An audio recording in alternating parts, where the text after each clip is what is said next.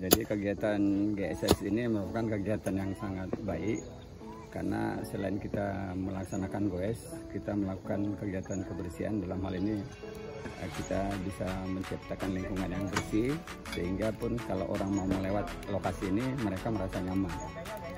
Mari kita jaga kebersihan biar kita goes enak, minimal 4x1 tiap sore. Selesai. Untuk hari ini sudah bersih, mantap. Untuk yang akan datang jangan dibuang lagi di tempat ini. Siap. Semoga kebersihan ini tetap kita jaga. Dan para goes semua jagalah kebersihan lingkungan kita masing-masing.